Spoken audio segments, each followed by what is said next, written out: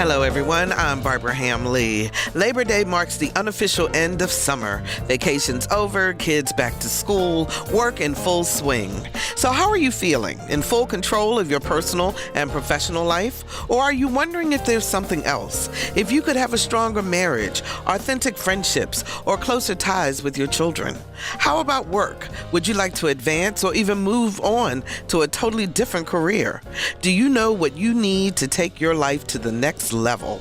Up next on Another View, motivational speaker and leadership expert Me'chelle McKenney with words of advice to help you get your house in order. Stay tuned. Another View is next.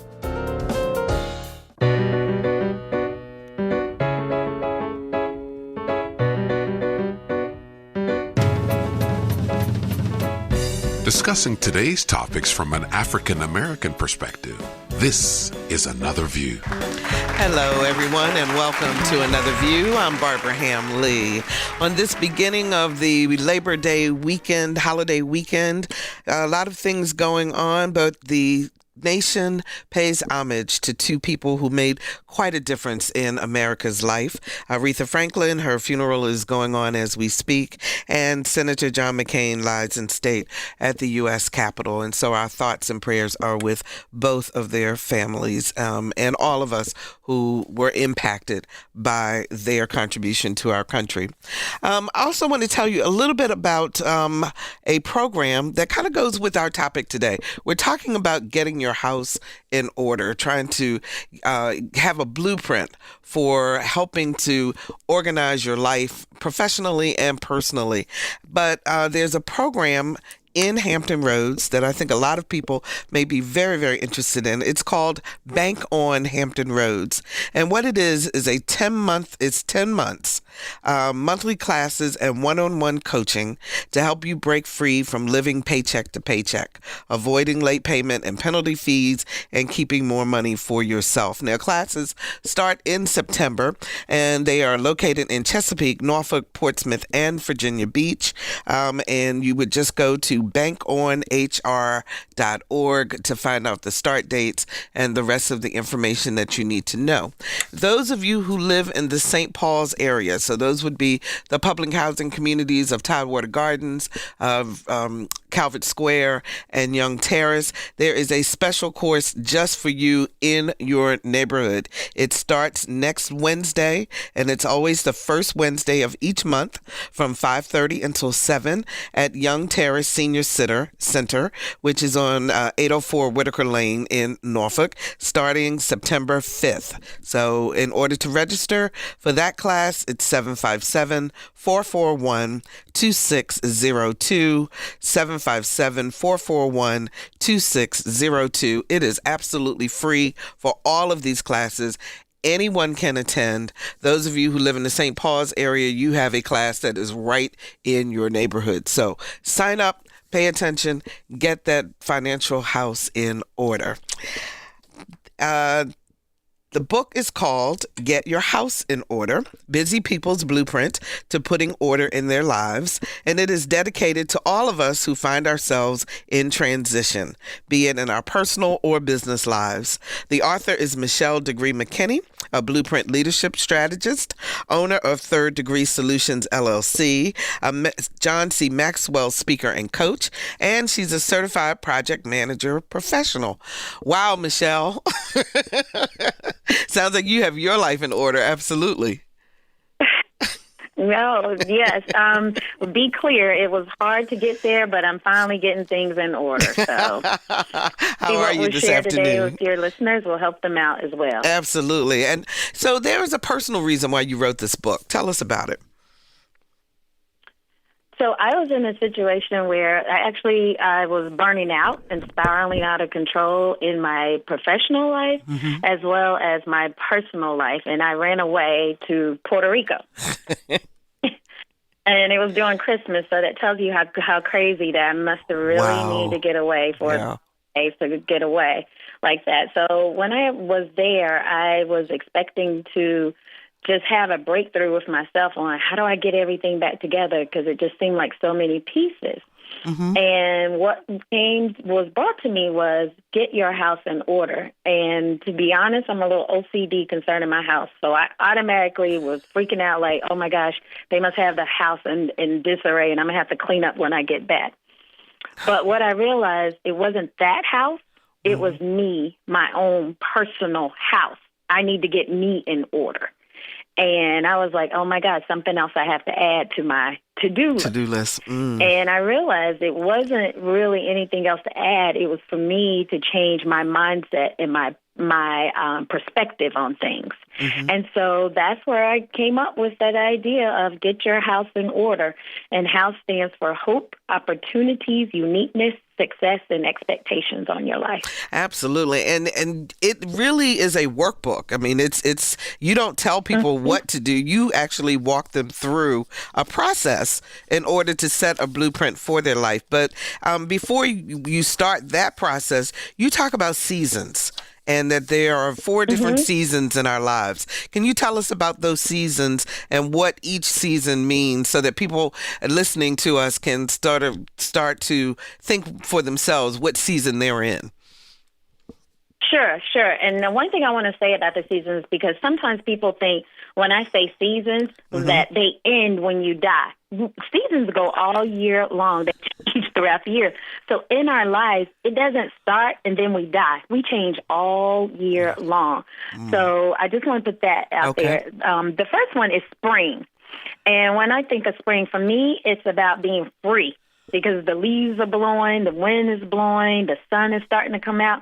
And that might be when people acquire the first job or you start building relationships or in your company, you guys are switching over from the first 2 quarters and now you're going into third quarter. So that's spring. For summer, it's when the sun is the brightest and the strongest. And I think about establishing direction when I think how strong that sun is. This is where I am firm. I'm standing in both professionally and socially in my life. I know what I want to do, and I go after it. In the fall, this is when leaves start to shed on trees, right? So I take that as pruning, cutting away the dead things or things that need to be turned off, making sure that you realize the significance of where you are right now in this season, understanding why things are the way they are in your career. Where do you want to go next? What do you need to update and change in your career as well as your personal life? Just thinking about where you are. And then the next one is winter, because we're all in the house and it's cold, at least on the East Coast in North Carolina it is. I say that, and my friends in California say, no, it's not, but it's the winter time. It's the winter time. It's the thought process where you have time to reflect. You have time to think about your mortality and how things are going and what you're doing. And that cycle starts over again. It's just the different phases that you go through. And I just want everybody to realize it's just a phase, that this thing that you're dealing with is not going to last forever. And this success, you have to keep recreating it and keep building it. You don't just hit success and stay there. You have to do things to sustain where you are. And this that's why... Go ahead. About it. And I was going to say, it's not even related to age. It really is about whatever is happening in your life at this moment.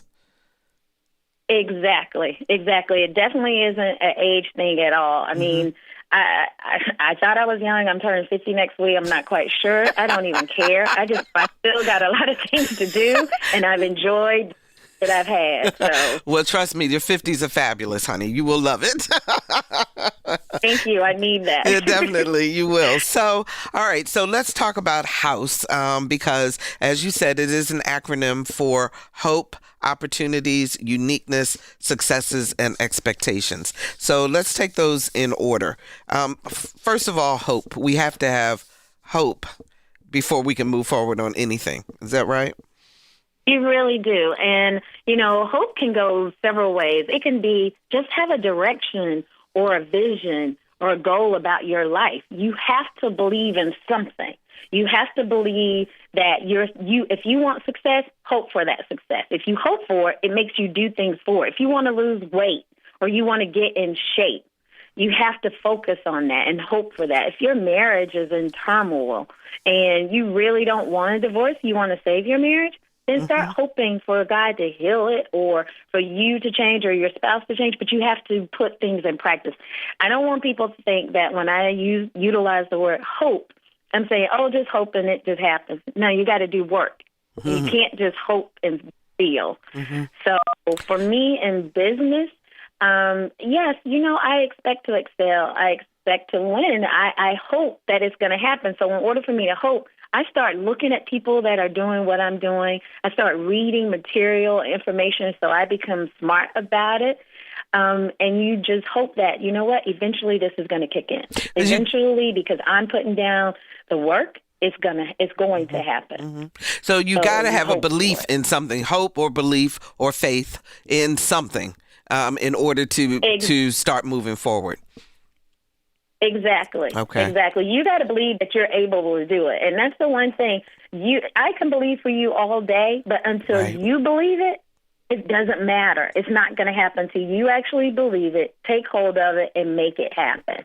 So I believe that we're all given a certain matter of faith and belief, and you just got to focus on yours. What works for me might not work for you, but you have to know what you know. What you know. And believe in. Okay, so then the next one is opportunities. And there's a line that I actually had to highlight because it surprised me.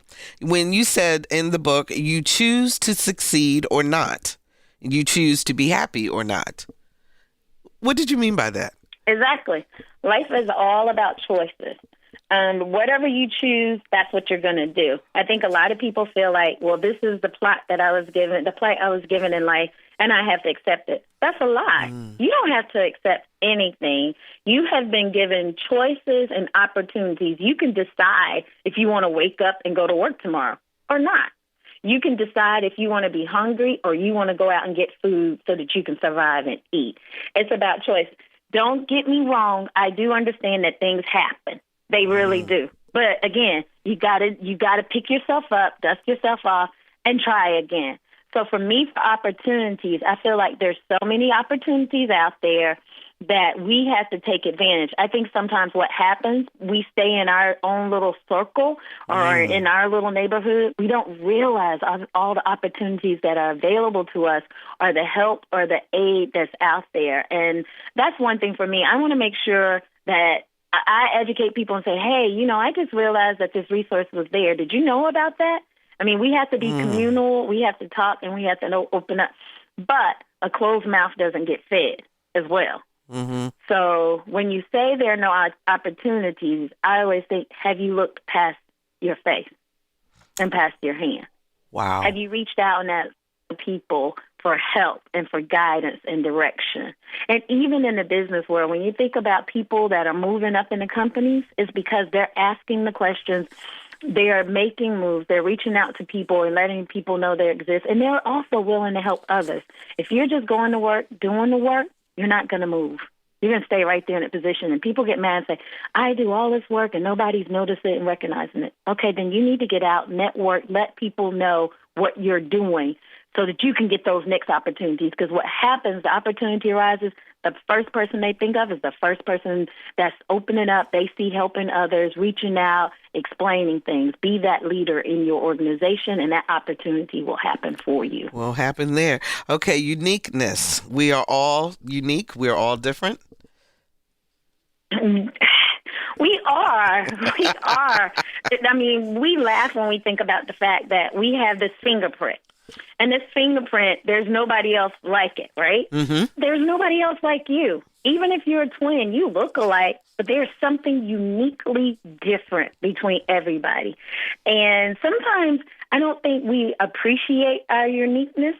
I know for me, I had to grow into it and appreciate being a dark-skinned woman. I'm not a shapely woman by no means, but thank you God, I know how to add things and take things away to make it shapely. But I'm unique, right, in my own self, and that's what makes me stand out because I have embraced that uniqueness. People know who I am. I used to, I actually started going to boardrooms in my 20s. And back then, there wasn't any women. There weren't women in the boardroom. Mm-hmm. There were men. Mm-hmm. I tried to wear pantsuits and fit in, and then I realized I don't have to fit in. I'm unique. This is where I am. I belong at the table. I'm obviously supposed to be here. Own it. Say what you have to say, and keep it moving. And the other thing with that uniqueness is when you own and embrace what God has given you and created you to be, you will have so much strength and be empowered that things will start happening for you. And I just want, even look at this movement, Me Too movement that's going on. Women are now embracing who they are. And I think that people, period, and cultures have to embrace who you are, because that uniqueness will propel you forward. Absolutely. And I mean, part of that is also self-love then, is that right? Yes, it is. It is about loving yourself. If you don't love yourself, nobody else can. If you don't appreciate yourself, nobody else will. You can't teach anybody how to love you unless you know how to love yourself. Absolutely. And I think that's the whole thing with this book, right? It's about spending time with you, understanding who you are, and what you need. And then going out and getting it. And you asked some very pointed questions, by the way, which I'm not going to give the whole book away because obviously you want people to get it. But as we look at each of these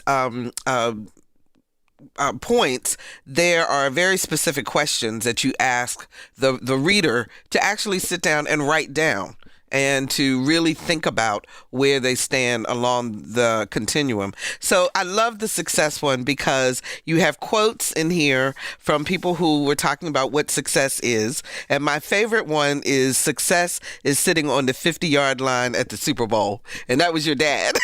That was my dad. I am definitely a daddy still. And when I was thinking about success, I honestly, when I started, I was looking for an answer. What is the answer for success? And when he said that, I was like, "Are you serious right now?" I'm trying to find some professional insight or some godly wisdom. And he said, "It is sitting on the 50-yard line of the Super Bowl." And I was like, "And that's it? That's all you're going to live for?" He was like, "What do you want me to say?" Success for me was working a job and I retired and I could take care of my family. He said, "No, that's not success." He said, "Okay, I did it and I'm done with that, but I'm still looking for this this Super Bowl ticket." I was like, "That's interesting. Like, that's it for you and my." He said, "Man, when I watch that game, God can come and take me right then. I will know that I have fit that He has made it." And he's made it. Yeah. And it was something that, to me, that's a simple thing. You save the money, you buy the ticket, go to the game, right? Mm-hmm. But, it depends on what you start creating your own success. You have to decide. I can't decide. Somebody else can't decide. And if you let them decide for you, you will live a miserable life trying to live up to somebody's expectations of success for you. Yeah, absolutely. And you also say that if you reach your vision with your current resources, you need a bigger vision. Bigger vision. I could say right now my vision is to own my own home and be able to provide for my family, and I'm good. Well, then I'm done. I'm getting ready to die because I'm on my second home. We don't really want for anything. I mean, we all have certain wants, but we're not hurting for anything. So does that mean life is over for me? No, I just say, okay, the bigger goal is, can we take care of the yard? Can we do better? I keep moving it because I want us to have a better life. The vision is a better life for us.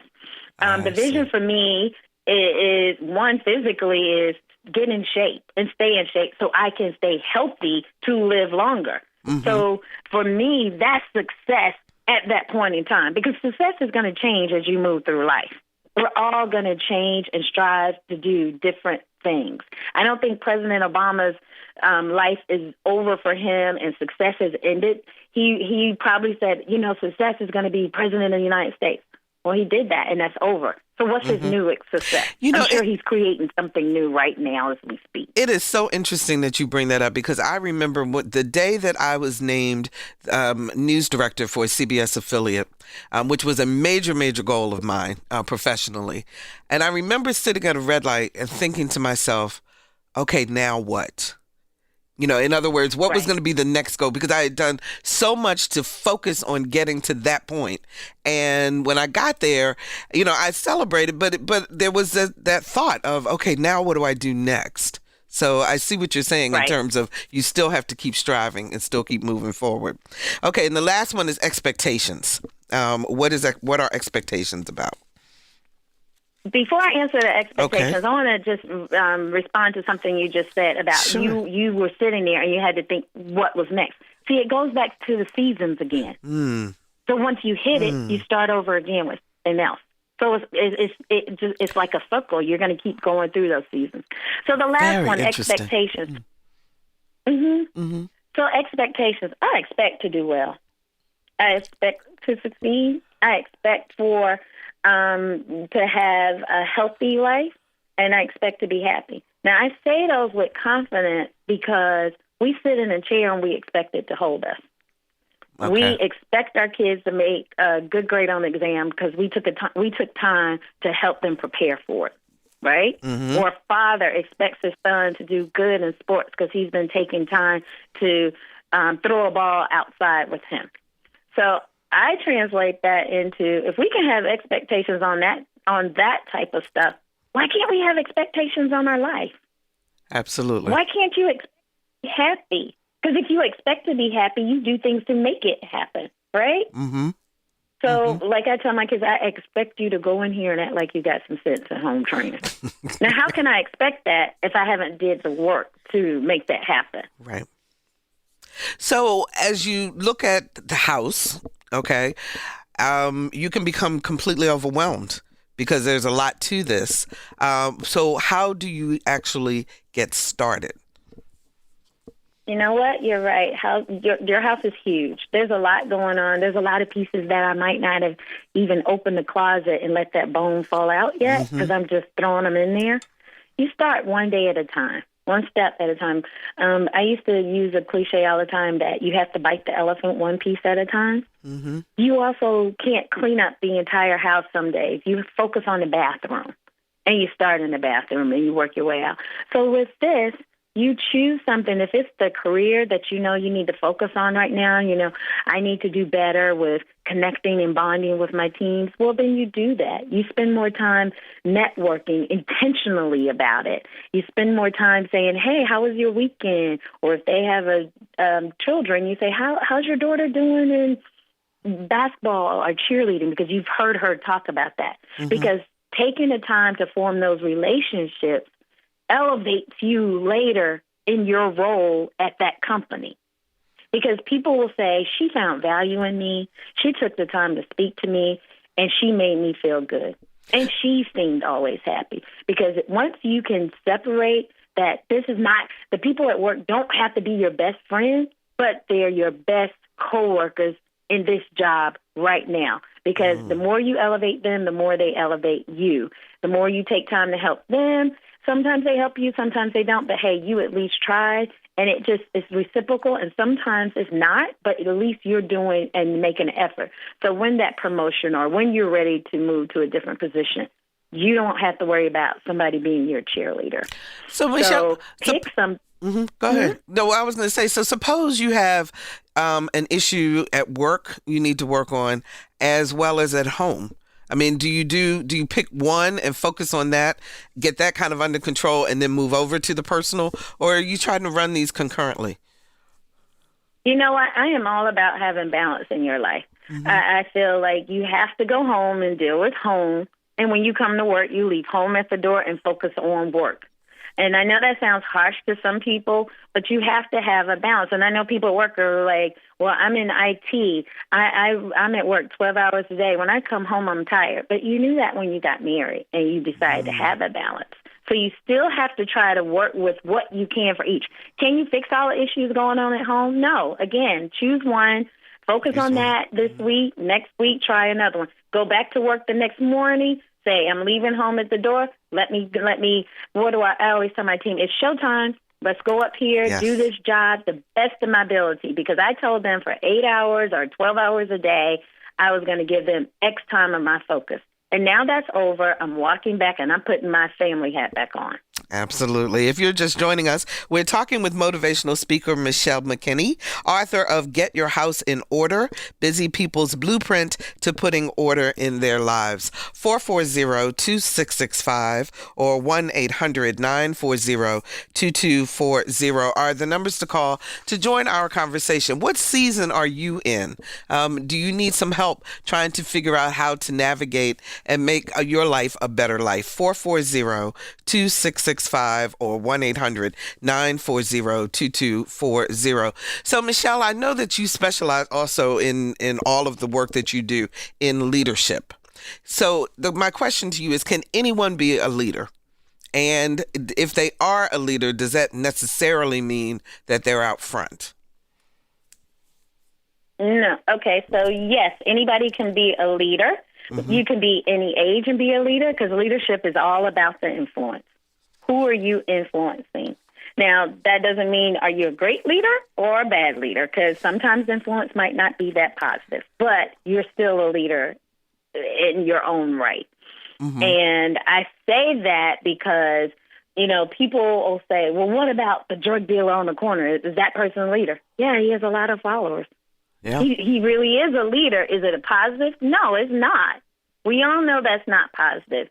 But when we think of leadership in the workplace, we all can be leaders by influence, by finding value, by helping others. Does that mean you're always out front? No. Leadership is not about the title.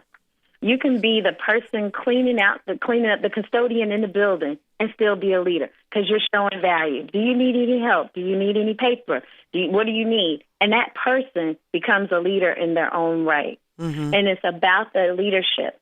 And if you don't have influence, it won't work. You have to be able to influence the team. You got to be able to motivate the team. You got to get them motivated to perform. That might not be the manager. That truly might. It might be somebody else just on the team saying, hey, you guys, come on, let's go ahead and get this done. If we focus, put our heads together, we can get out of here and go home and be with our family. Mm-hmm.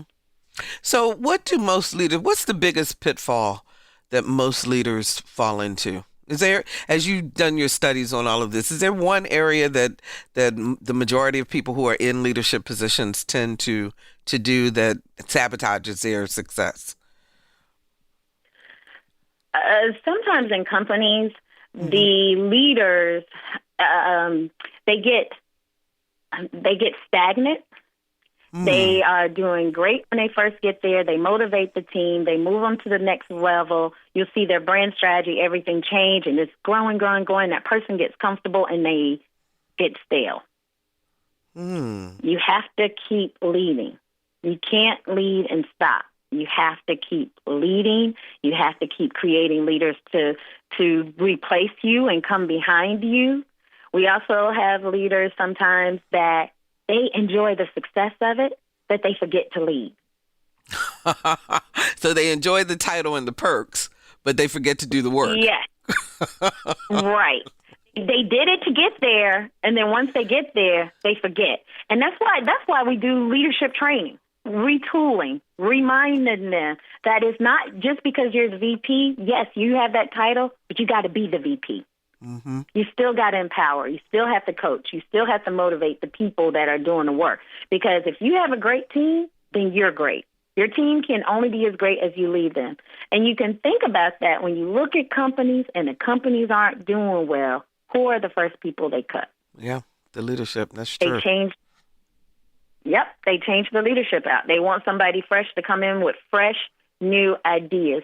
That's why leaders still have to go to training. They still need to go to events. They still need to hear what's fresh, what's going on the market that we're in.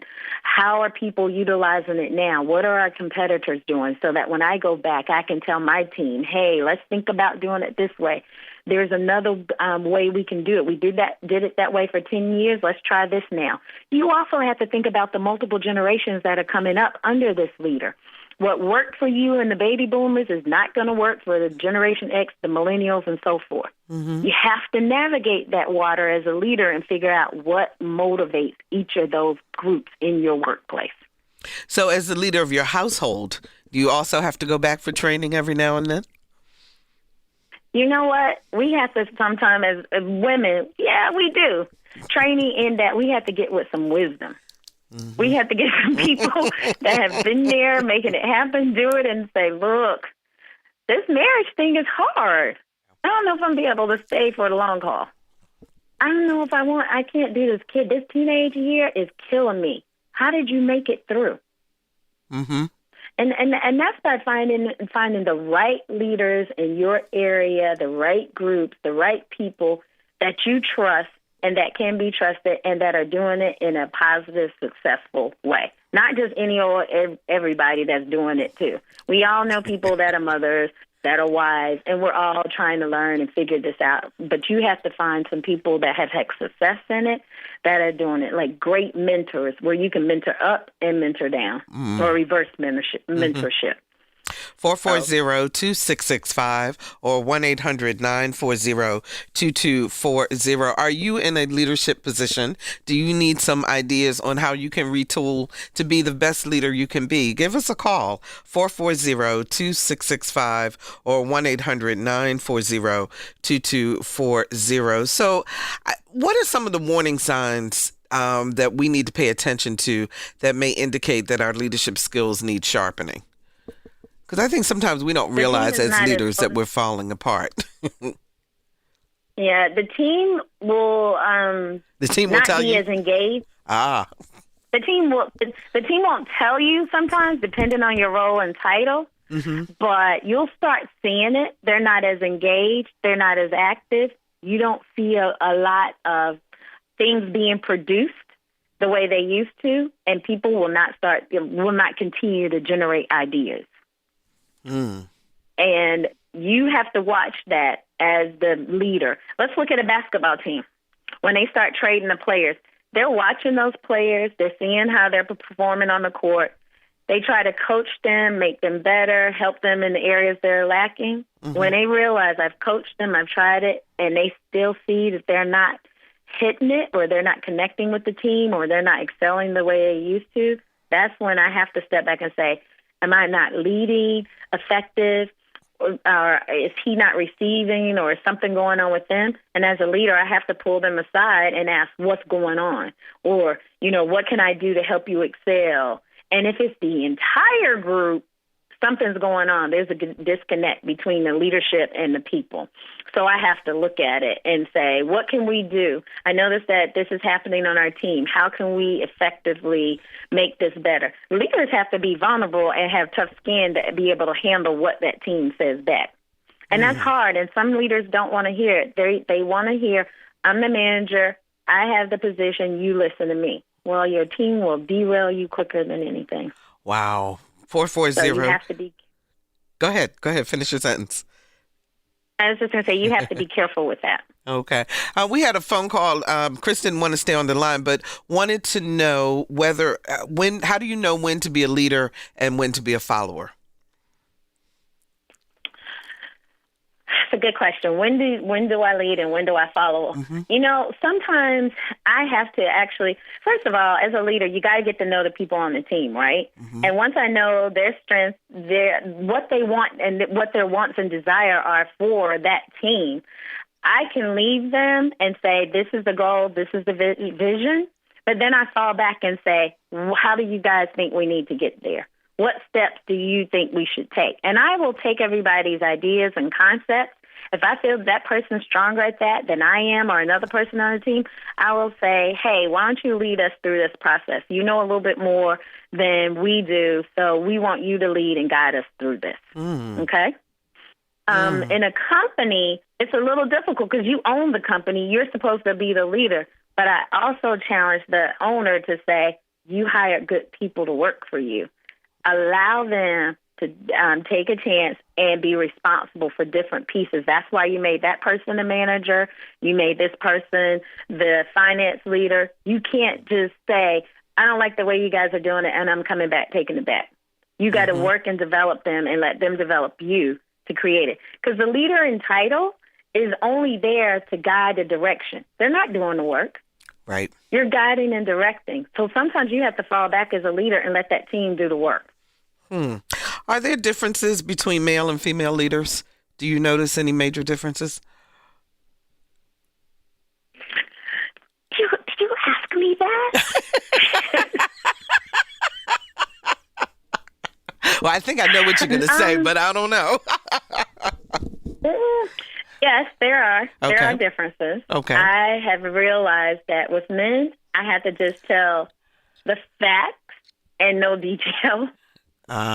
But make sure the facts are clear enough that they get what you need them to do as a leader. Whereas with women, I give you the facts and I need to give you some supporting detail because women create while you're talking. They already are creating it, thinking about it. What women think, what if this happens? What if this happens? What if? Men think, oh, it's going to work. And sometimes I have to explain it different. And I know my husband's going to hit me in the head for saying that, but I'm telling you, it's true. When I talk to men, I have to get and they don't want to hear all the details. They will shut down. They want to hear the pieces, tell us what we need to do, what time it needs to be done, and we got it. With the women, I say, this is what we need to do. The reason why we're going to do it this way is this, and the way I want you guys to do it is this way. Does anybody else have any better ways that maybe I missed when I was thinking about this? Mm-hmm. They're more collaborative than men. Now, to flip that, the millennials, male, female, it doesn't matter. They're collaborative. They will sit, talk it out, figure it out. And then when I deal with them, the males and the millennials, they are very collaborative. They want to talk and discuss it.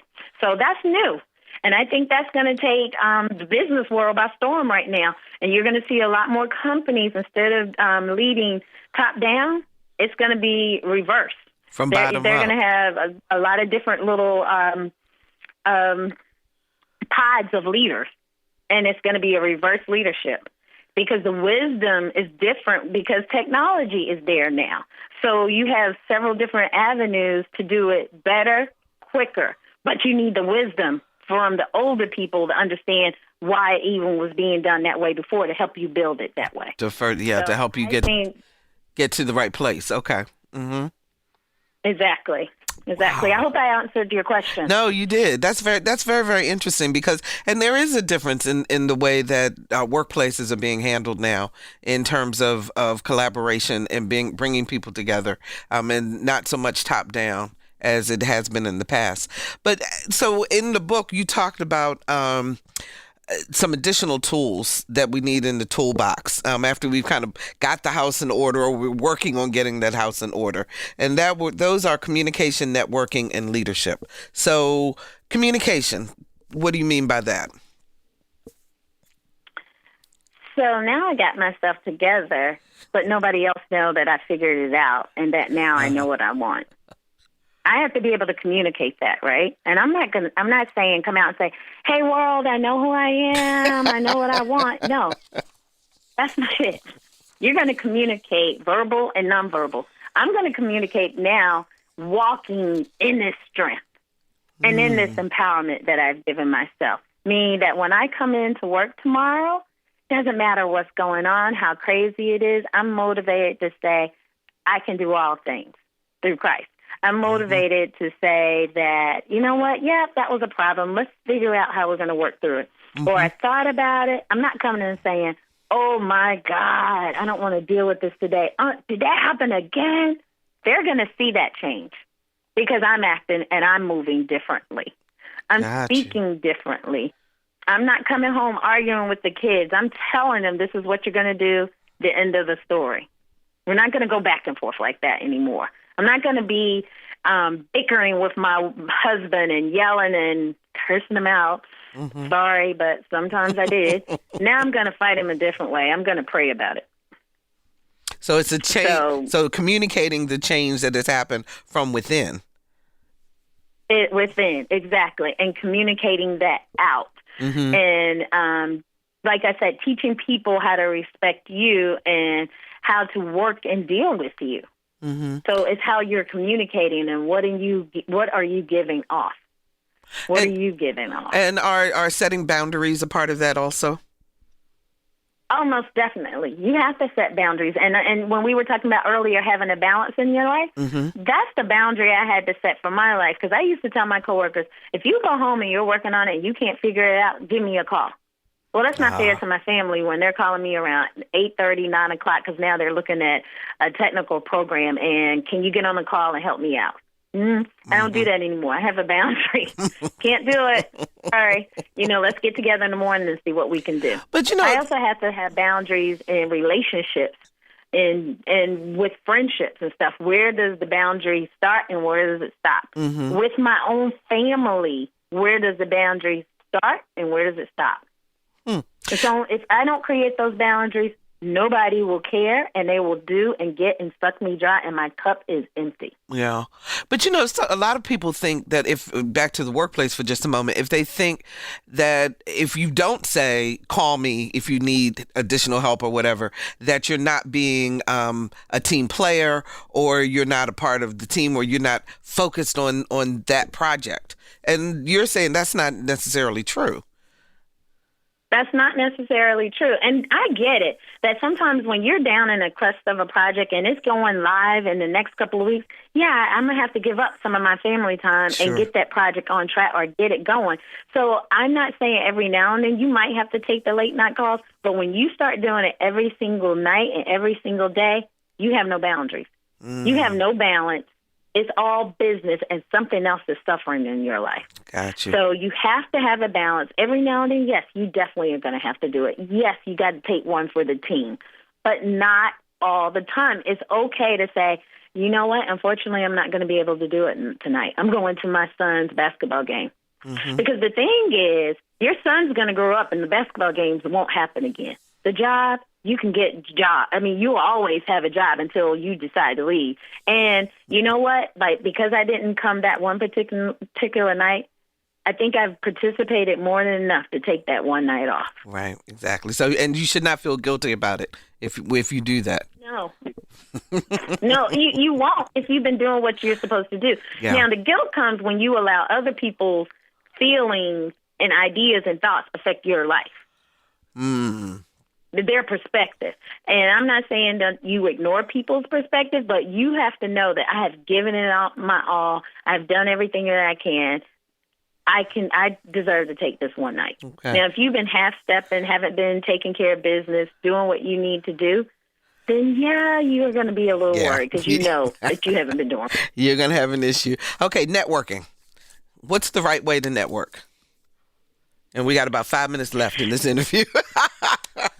Oh, sorry. Okay, networking. Networking is not a hookup.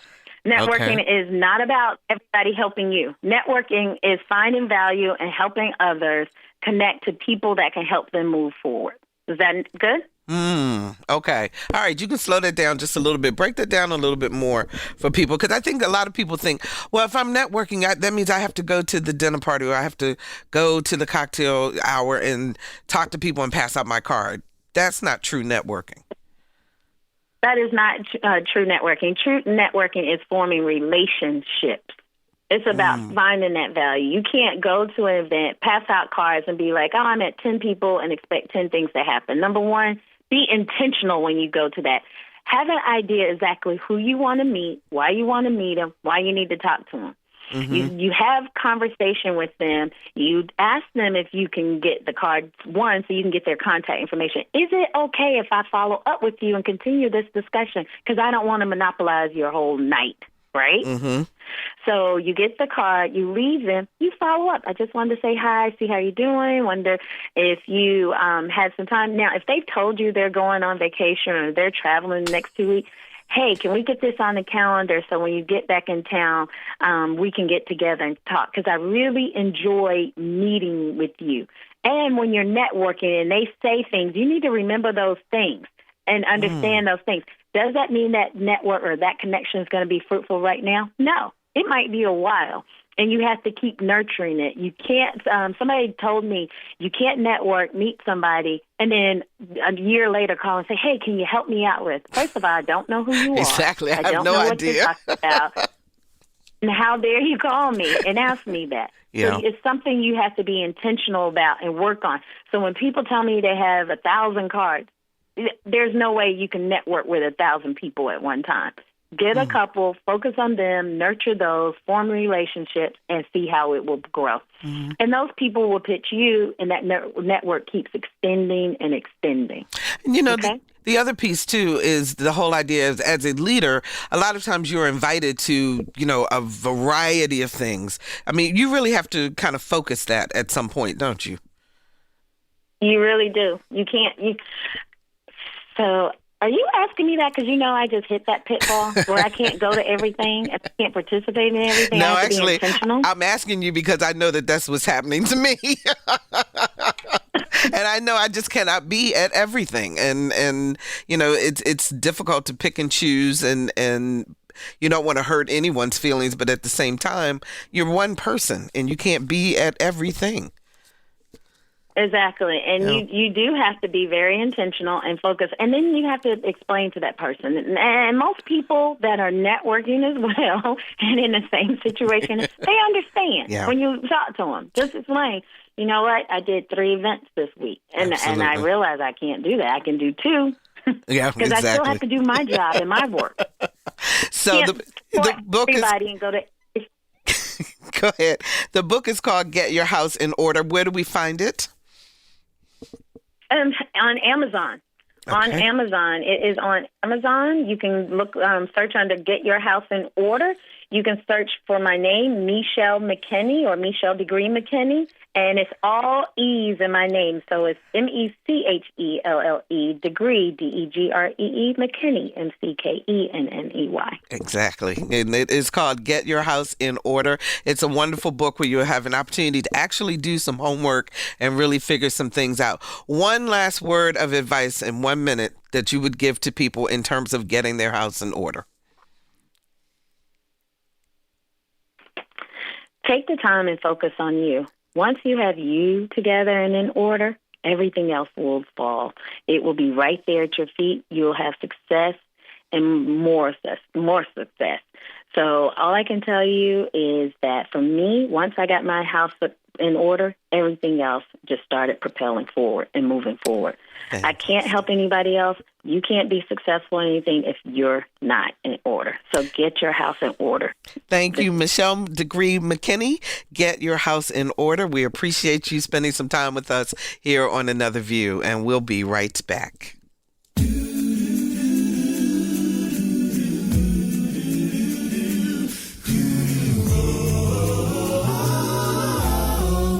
Hi, I'm Claude McKnight of the group Take 6, and you're listening to Another View. There's a new sun rising. I can see a new horizon. It will keep me realizing you're the biggest part of me. And welcome back. If you've never heard the term Black Angels, you're not alone. But once you learn their story, it's one that you absolutely will not forget. It's the story of 300 Black nurses who stepped in after hundreds of white nurses walked out of the New York hospital designated to treat patients with tuberculosis. Not only did these brave nurses take care of the sick, but were responsible for helping to find the cure for TB. Our Lisa Godley introduces us to one of the last living Black angels. Virginia Allen was just 16 years old when she graduated high school and told her parents that she wanted to be a nurse. I convinced them that I would be very happy to go to New York and live with my aunt, and they consented.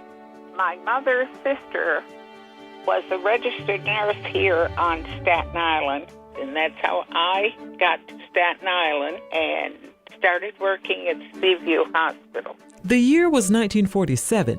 Seaview Hospital was caring for 2,000 patients, and all of them had tuberculosis.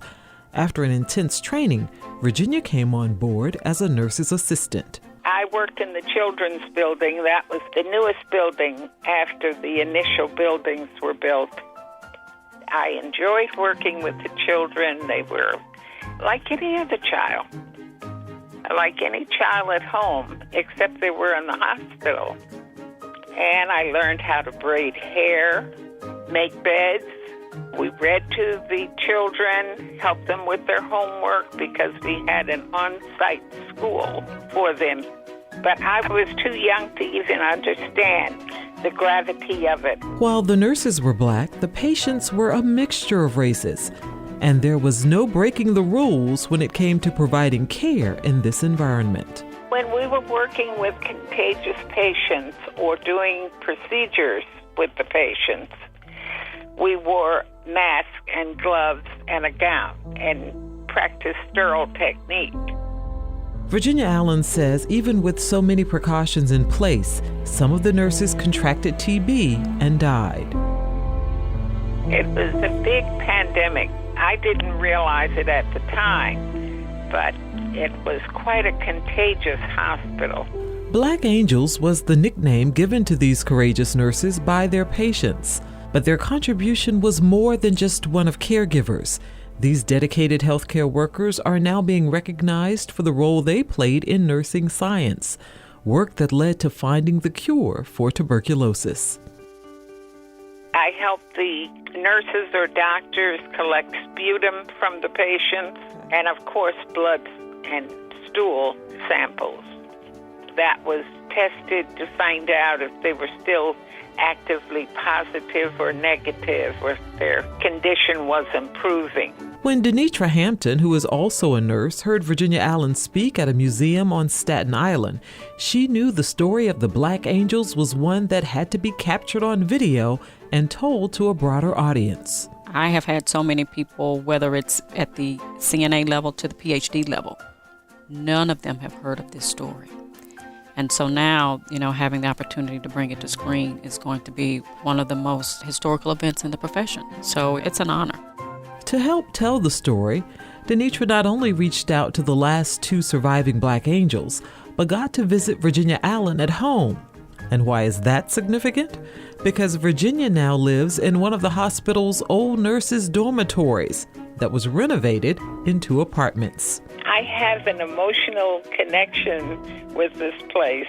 I just feel comfortable and at home. And I was telling some friends, they were admiring the grounds. These grounds have always looked the same way today as they did when I first came here in 1947. It's a beautiful campus, very well kept. For Another View, I'm Lisa Godley. Wow, the story of the Black Angels. And if you'd like to see the documentary and meet Virginia Allen in person, there will be a special screening at the Chrysler Museum of Art at 6:30 p.m. on September the 7th. For ticket information, go to fornursesbynurses.org. That's FOR Nurses, BY Nurses. .org and find out about your tickets. That is history in the making, and Virginia Allen is one of 2 surviving nurses from the Black Angels, so it'd be an honor to meet her. So we hope we've motivated you to get your house in order today. If you'd like to hear this show again or share it with a friend, please visit our website, anotherviewradio.org. Download the podcast. While you're there, sign up for our eView newsletter, a once-a-week reminder of upcoming shows. We're on Facebook, and I'm on Twitter at Barbara Ham Lee.